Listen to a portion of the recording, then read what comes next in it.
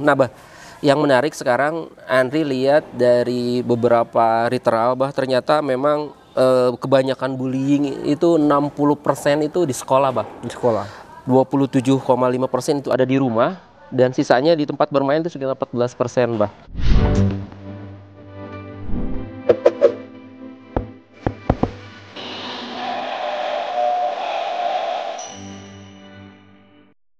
A'udzubillahi minasyaitonirrajim. Bismillahirrahmanirrahim. Assalamualaikum warahmatullahi wabarakatuh.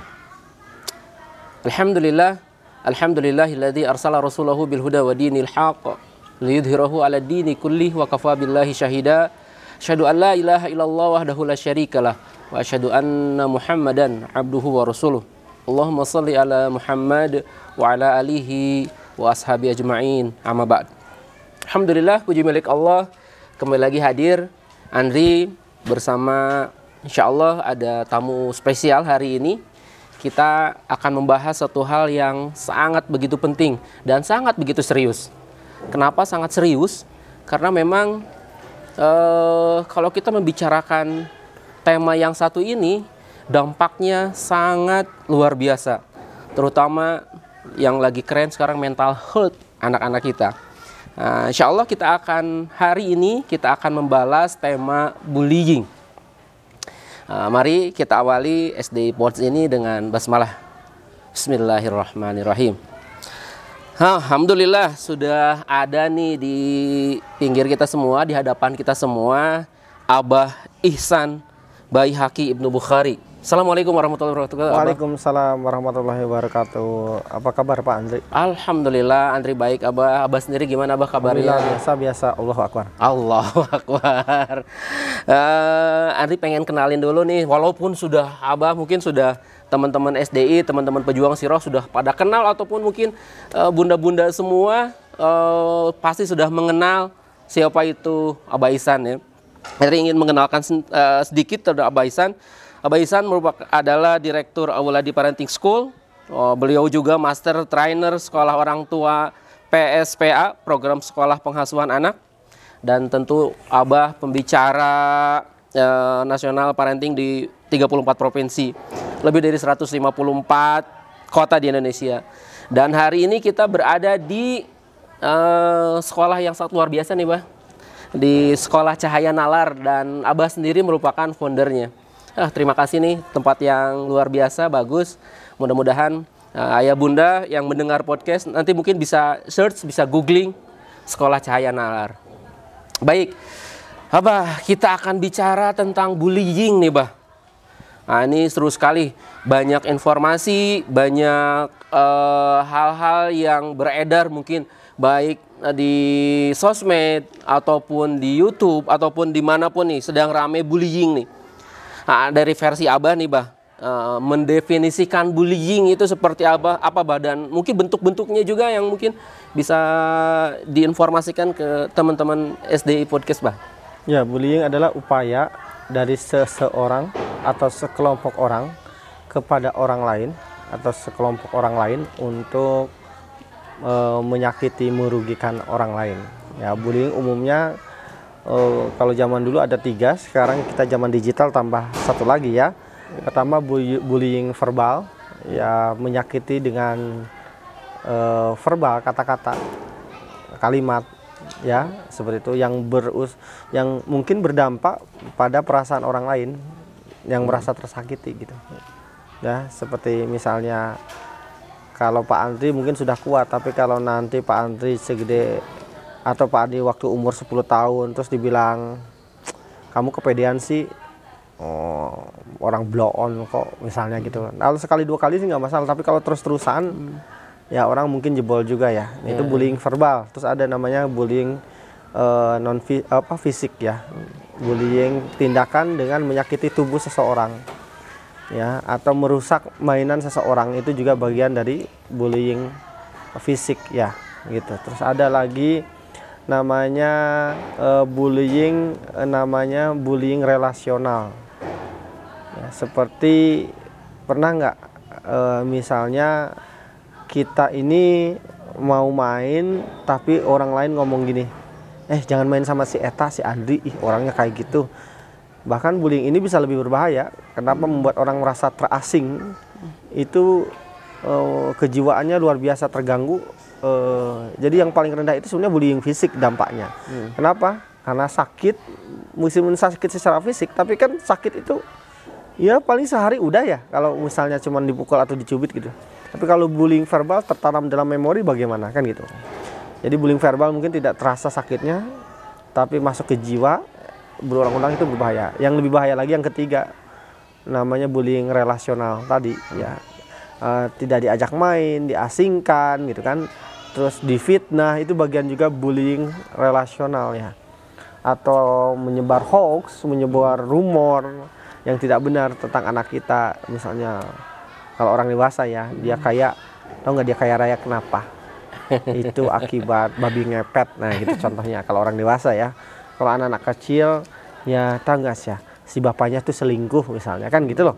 Itu meskipun katakanlah kenyataannya begitu, tetapi ketika seseorang merasa tersakiti dengan berita-berita ya menghasut orang lain, itu bagian dari bullying relasional. Dan yang terakhir zaman sekarang yang mungkin zaman dulu nggak ada, namanya bullying cyber atau cyberbullying.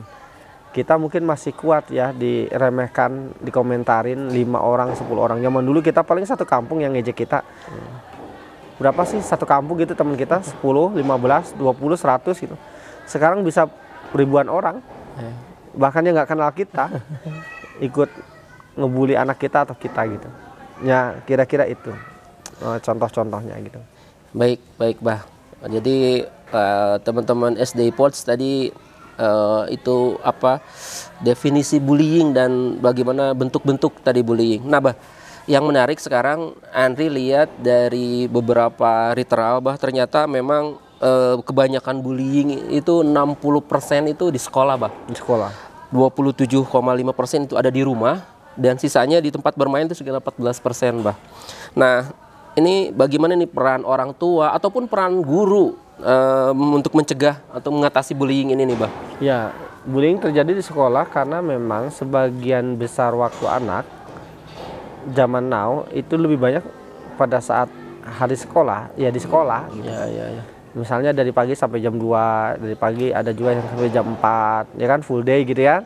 Kan kebanyakan di sekolah anak-anak waktunya dihabiskan dengan teman di lingkungan sekolah gitu kan. Di lingkungan rumah wajar berapa persen tadi? 14%? 14%. Ya, karena memang sisa-sisa waktu. Kan gitu. Satu lagi di mana? Satu lagi di rumah Bah. Ya, di rumah. Sekolah di rumah. Di sekolah, di rumah, terus di tempat bermain. Di tempat bermain. Yang terakhir di tempat bermain ya. Mungkin di taman gitu ya. Dan seterusnya. Nah ini ironis sebetulnya, sekolah tempat yang harusnya memberdayakan, menumbuhkan, malah merusak, itu sangat berbahaya sebetulnya ya. Umumnya sekolah ini yang tidak paham, terjadi bullying di sekolah, tidak paham soal bagaimana mengelola relasi, hubungan, interaksi antar anak di sekolah gitu ya. Saya ngomongin bullying antar anak ya, tapi kalau guru sama anak murid, bullying keterlaluan aja itu ya. Anggap aja guru-gurunya soleh-soleh sebenarnya ya, tidak melakukan bullying. Tapi yang kita bahas di sini adalah kenapa terjadi di sekolah, umumnya kan pelakunya atau korbannya juga adalah anak-anak ya. Betul. Ya, ini terjadi gara-gara ketidakpahaman sekolah soal bagaimana mengelola interaksi gitu ya. Tanpa bermaksud mempromosikan sekolah, kami bikin sekolah ini juga karena gemes dengan keadaan sekitar. Kita di sekolah itu punya namanya SOP anti bullying, tidak menjamin, tidak dijamin juga 100% bebas ya, tapi kalaupun terjadi tidak berlanjut. SOP itu termasuk di mobil jemputan ada guru pendamping. Kan mobil jemputan itu ya salah satu spot di mana rentan bullying gitu. Misalnya ada anak yang pindah ke sekolah ini gitu, ya dia nggak mau sekolah gara-gara ya memang anak kita harus juga diberikan daya tahan soal tahan dari serangan verbal orang lain, tapi tetap bukan berarti dibolehkan kan gitu. Jadi anak itu ada yang nggak mau sekolah gara-gara di mobil jemputan ya dikata-katain temennya gitu. Kan namanya mobil jemputan sempit, mungkin geser dong, kamu sih gendut badannya jadi kayak gitu. Nah langsung jelek gitu. Dia tuh kamu gendut kayak kebo misalnya. dia langsung down gitu. Ya tentu anak kita juga harus di-encourage supaya kuat dari serangan kata-kata orang lain. Tapi bukan berarti sekolah membiarkan itulah. Ya kan, dengan alasan namanya juga anak-anak kan gitu loh. Tidak boleh gitu. Jadi di sekolah saya di mobil jemputan aja ada SOP-nya ya. ada gurunya, bukan hanya supir gitu. Ya, yang ngawasin. Kan bullying itu terjadi gara-gara kurang pengawasan. Misalnya Andri dulu pernah nggak dipalak sama orang waktu sekolah? Pernah, Bang. Pernah. Kalau nggak pernah dibalak. Kalau dia ngomongnya nggak pernah dipalak, berarti dia Tukang pelaku malaknya, pemalaknya kan gitu. Ya, seperti itu. Jadi itu terjadi saat ada guru atau tidak ada guru. Tidak ada guru, Jam Bang. belajar atau di luar jam belajar. Di luar jam Umumnya belajar. jam istirahat. Iya, betul? betul. Makanya di sekolah saya yang kedua, SOP anti bully dan juga bisa diterapkan di sekolah lain. Istirahat itu bagian dari kurikulum kalau di sini. Guru tidak boleh ada di ruang guru. Iya. Guru harus sama murid istirahat. Jadi jam istirahat pun ada yang ngawasin gitu. Ya. Jadi nggak boleh lepas dari itu. Yang ketiga, WC di sekolah kami di dalam kelas WC-nya. Kan? Kenapa? Karena WC itu salah satu spot juga terjadi pelecehan dan seterusnya. Ya sampai kapan diawasi terus? Ya sampai anak kita udah kuat untuk hidup mandiri kan itu. Ya. Jadi pengawasan anak kecil memang harus ada pengawasan penuh gitu. Kalau yang belum dewasa. Ya, pengawasan bisa oleh orang tua, oleh guru dan seterusnya. Jadi sebaiknya lihat sekolah-sekolah itu kan bullying terjadi karena nggak paham soal ini. Hanya mengandalkan CCTV itu bukan untuk mencegah bullying, tapi jika sudah terjadi, maka kita punya alat bukti untuk mengetahui fakta yang sebenarnya apa yang terjadi, kan gitu. Sayangnya kadang-kadang sekolah suka ngomong ya namanya juga anak-anak, ya itu mau bercanda kan gitu, menganggap sepele soal ini gitu loh. Padahal ini dampaknya bisa luar biasa buat anak-anak kita, bully itu ya, seperti itu, buat kejiwaan, buat macam-macam lah gitu ya. Gara-gara bully bisa jadi anak kita jadi penyendiri kan gitu loh ya. Kan kalau penyendiri itu kan nggak bagus, orang nggak mau bergaul itu kan nggak bagus ya. Asosial itu nggak bagus. Asosial itu kan bibit-bibit jadi akhirnya anak-anak kita tidak nyaman berinteraksi dengan orang lain, karena kita ini bukan makhluk soliter, makhluk sosial gitu yang tidak bisa hidup. Kemudian ya kalau semuanya bertahan hidup mungkin bisa ya, tapi kan secara kejiwaan nggak begitulah kira-kira. Tadi menarik, Bah. Kadang anak-anak kita ya itu, Bah, cuma bercanda, cuman gitu, Bah. Tadi menarik ya. Kadang mereka tidak merasa bahwa itu merupakan bagian dari bullying ya, Bah. Iya. Nah, gimana pendapat Abah tuh, Bah? Ya, jadi anak-anak kita harus dipahamkan bercanda itu boleh, menyakiti itu tidak boleh. Oke. Iya. Jadi anak-anak suka gitu, misalnya ngacak-ngacak ngerusak mainan saudaranya gitu kalau di rumah ya, atau di sekolah. Alasannya adalah kan coba bercanda. Nah, anak-anak kita harus dipahamkan ini nih. Bercanda itu kamu senang, teman kamu senang. Itu bercanda. Dua-duanya senang, Bah. Dua-duanya senang. Tapi kalau kamu senang, teman kamu kecewa, teman kamu marah, teman kamu tersakiti, namanya ngebully. Oke. Itu bedanya ya. Iya. Jadi tidak boleh dengan alasan bercanda, kemudian anak-anak kita dibiarkan melakukan perbuatan yang bisa menyakiti orang lain, baik secara verbal ataupun secara fisik. Gitu ya. Jadi tidak boleh dengan alasan itu. Kalau dia nggak paham juga, kalau perlu kita role play dengan anak. Misalnya anak ini kan suka ngomong bercanda bu, bercanda ya, bercanda. Nah suatu hari saat anak kita makan gitu, ambil aja makanannya, rampas sama kita. Ya kok dimakan? Bercanda gitu. Nah, kan buat dia nangis. Kalau nggak ngerti-ngerti ya. Terus setelah itu kita minta maaf, maafin ayah ya. Gitu. Apa perasaan kamu? Kuenya diambil tanpa izin sama ayah. Ayah seenaknya. Mungkin anak kita jawaban gitu. Ya aku marah sama ayah, aku nggak suka. Ayah kan cuma bercanda. Iya tapi nggak gitu, aku kena. Gitu, sama gitu ya. Lucu buat kamu belum tentu lucu buat saudara kamu gitu. Jadi bercanda itu boleh kalau keduanya menganggap sama-sama lucu, sama-sama senang, sama-sama ketawa gitu. Tapi kalau satu ketawa satu menangis, namanya bukan bercanda, tapi melakukan tindakan keburukan gitu. Baik. Luar biasa nih, menarik nih tadi Abah. Boleh bercanda tapi tidak menyakiti, Abah ya.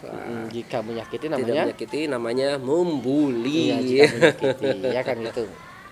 Baik, Bah. Nah, yang menarik sekarang, Bah, dengan fenomena digital nih, Bah. Tadi ada satu bentuk-bentuk Abah tadi menyebutkan cyber bullying ya, Bah ya. menarik sekarang bagaimana media sosial ini mempengaruhi fenomena bullying nih, Bah. Di era digital nih. Bagaimana tanggapan Abah dan melihat Abah seperti apa nih, Bah? Iya, karena anak-anak yang belum dewasa dilepas gitu aja di hutan belantara media sosial internet oleh orang tua. Ini kesalahan fatal pertamanya ini sebetulnya. Kan gitu. Kebayang nggak di channel saya kan membahas soal gadget tuh ya. Yang komentar anak 12 tahun. Kira-kira kalau anak 12 tahun nih, bukan hanya channel saya, channel siapapun nih.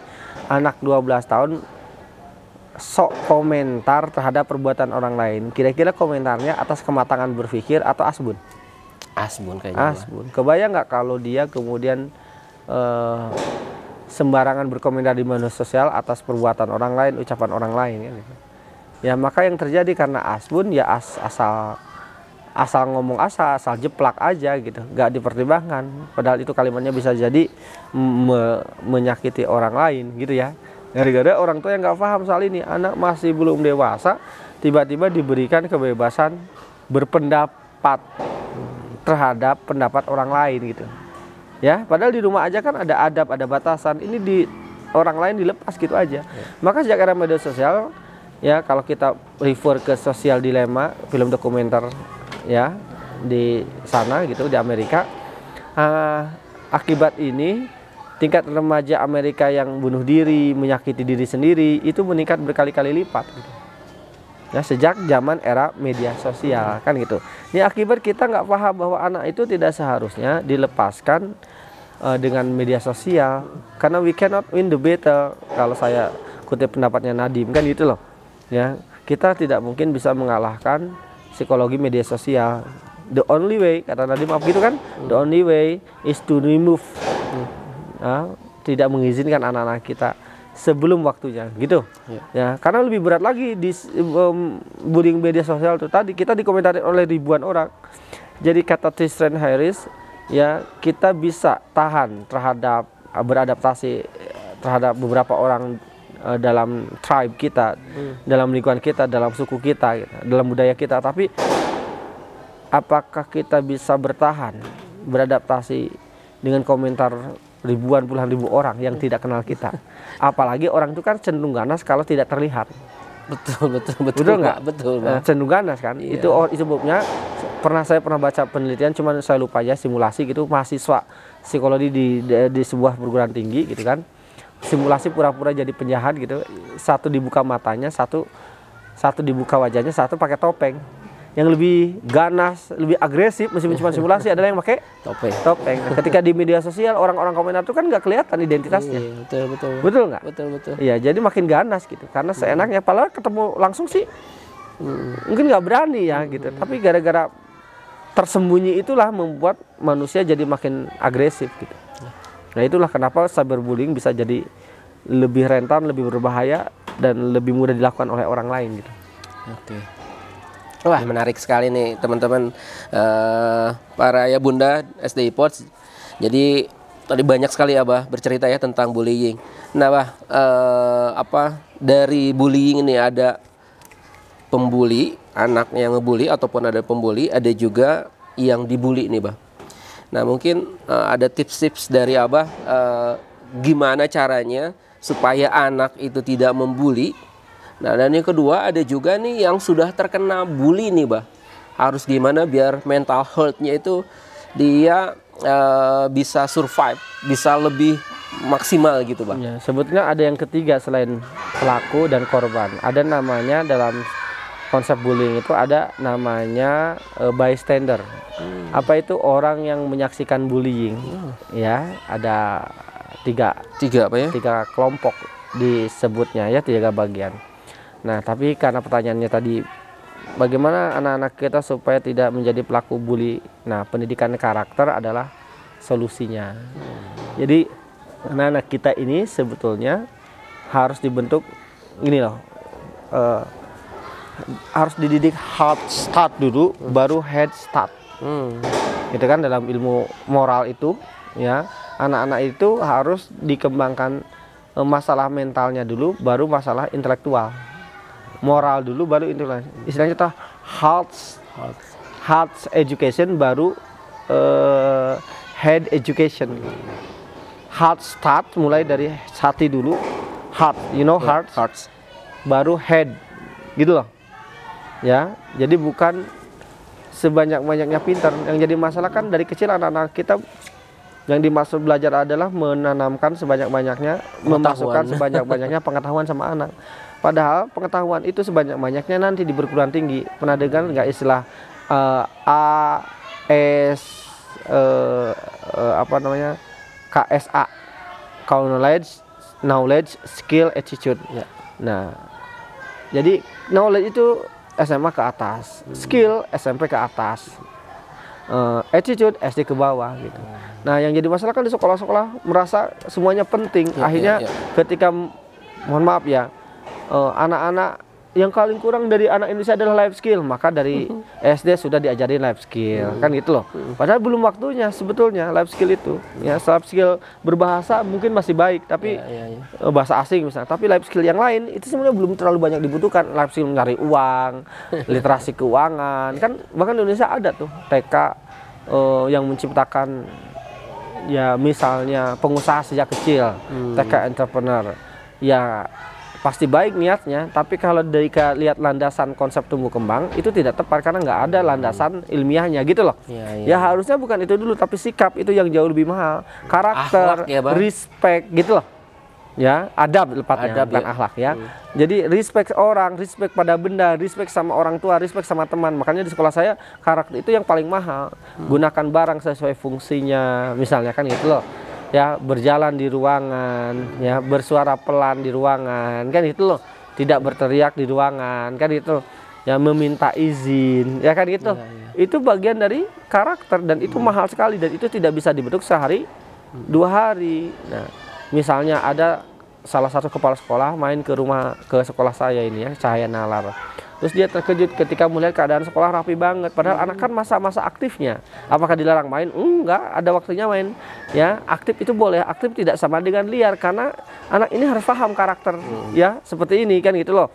Dia bingung, kok bisa di sekolah saya itu ya kita sudah minta anak beresin ya, tapi tetap aja susahnya minta ampun dan akhirnya acak-acakan tiap hari, gurunya capek beresin tiap hari. Nah, kalau di sekolah kami rapi, kenapa? Karena anaknya bertanggung jawab. Apa yang terjadi setelah di masa depan menurut Andri?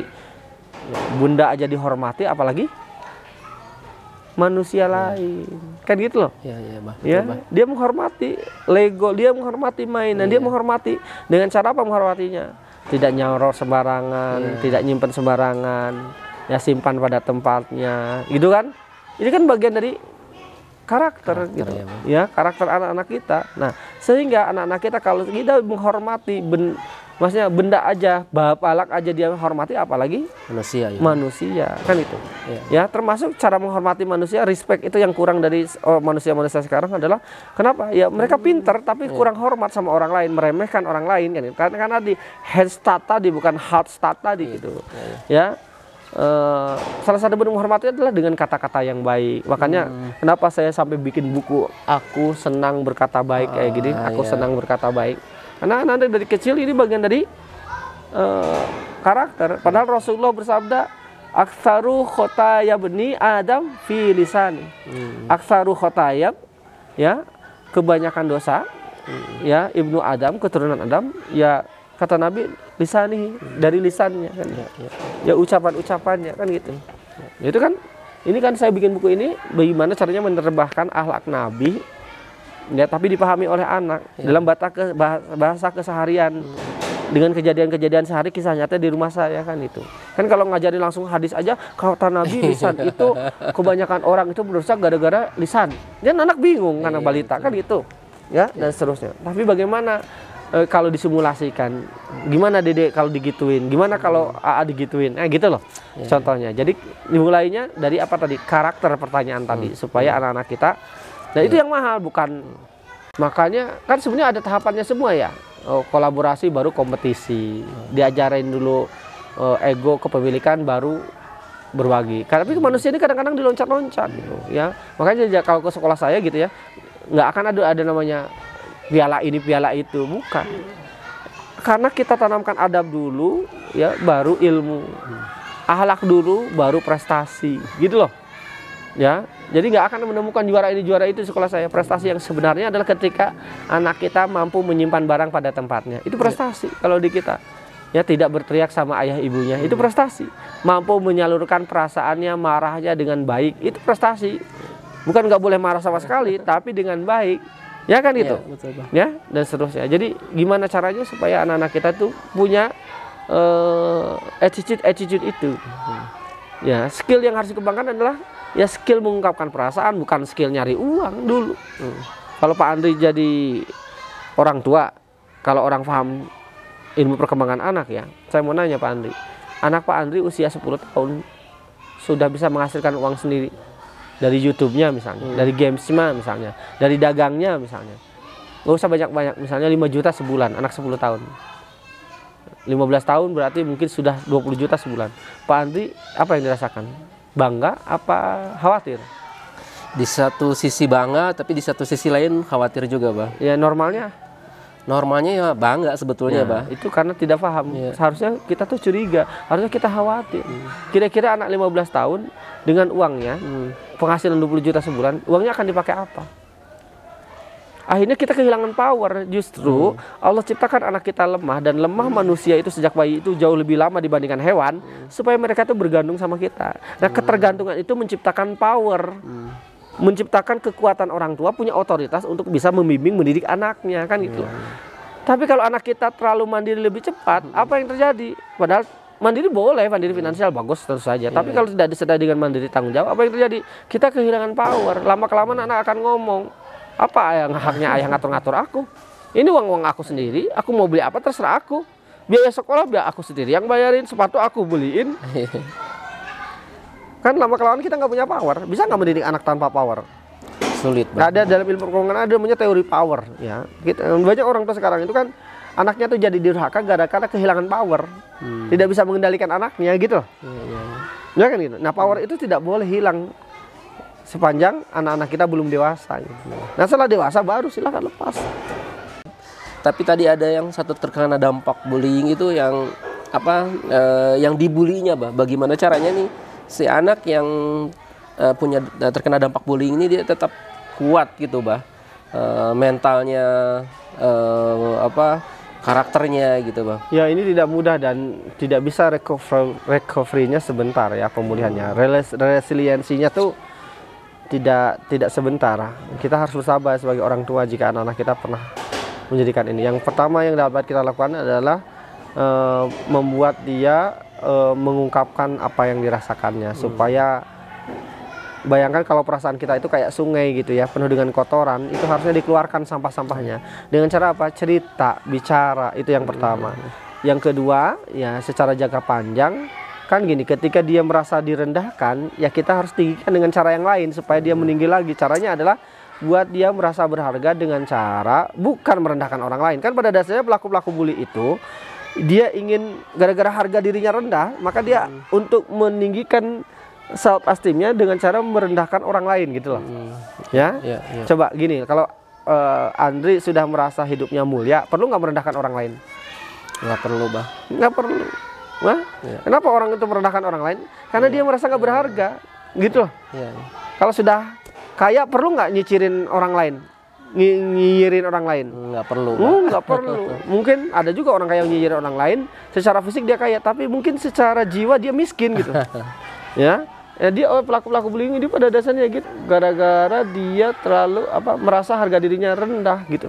Akhirnya dia harus meninggikan, merendahkan harga diri orang supaya dia selevel atau sama. Nah, kalau anak kita nih tidak diperbaharui, dia juga bisa jadi pelaku bully terhadap korban bully itu.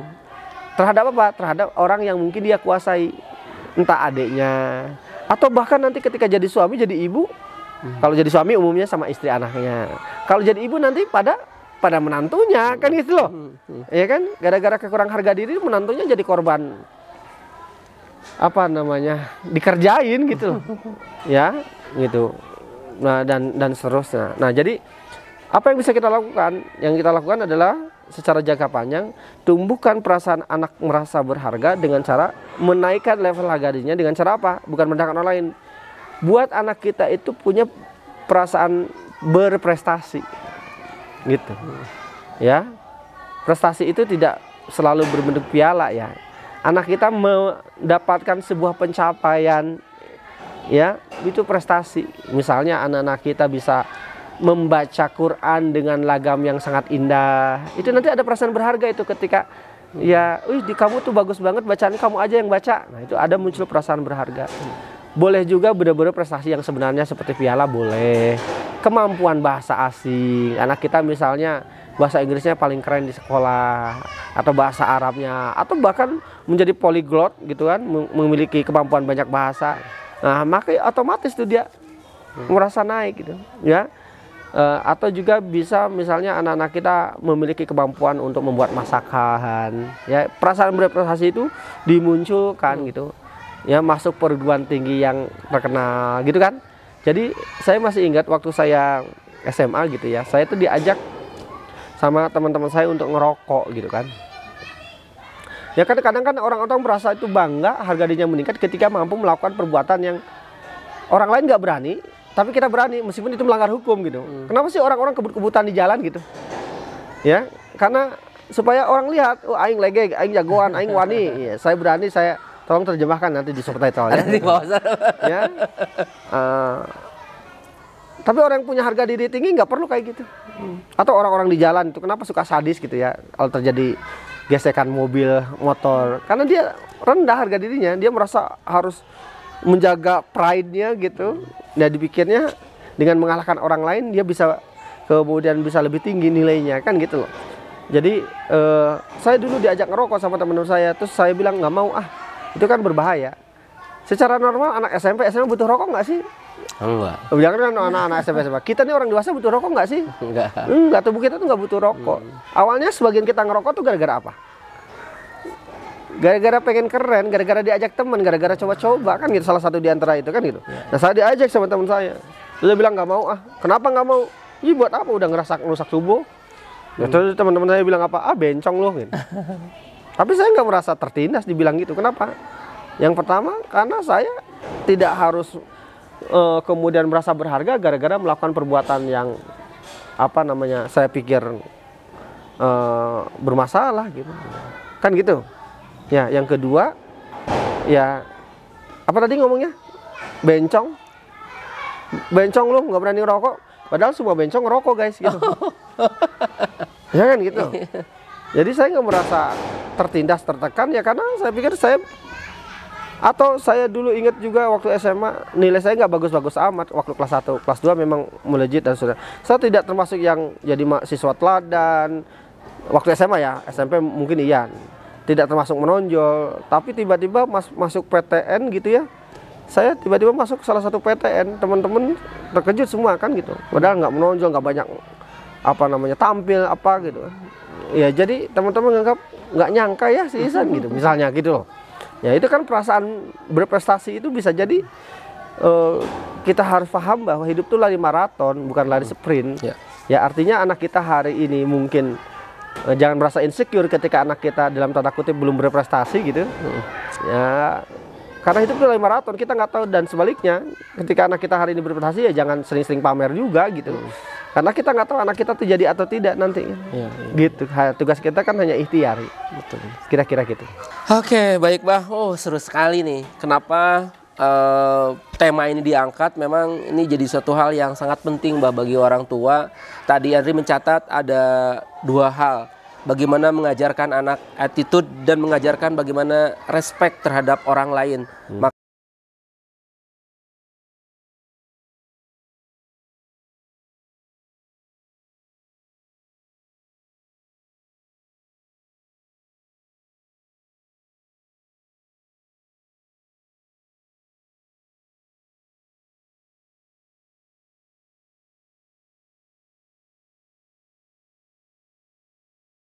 Seru sekali nih Bah. Cuman waktu nih yang membatasi kita nih. Insya Allah kita akan hadir kembali di tema-tema yang lain Bah, insya Allah. Sekali lagi Andri mengucapkan terima kasih nih. Ya, Sangat kita nanti ngobrol lagi ya karena Siap. saya ini ada agenda selanjutnya. Wah, iya, Abah luar biasa sibuk dan alhamdulillah kita culik dulu untuk bisa berbicara di SDI Pods.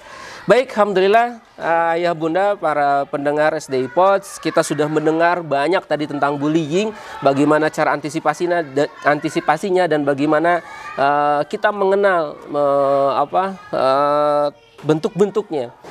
Kita akan kembali lagi di SDI Pods yang akan datang dengan tema-tema yang lebih menarik.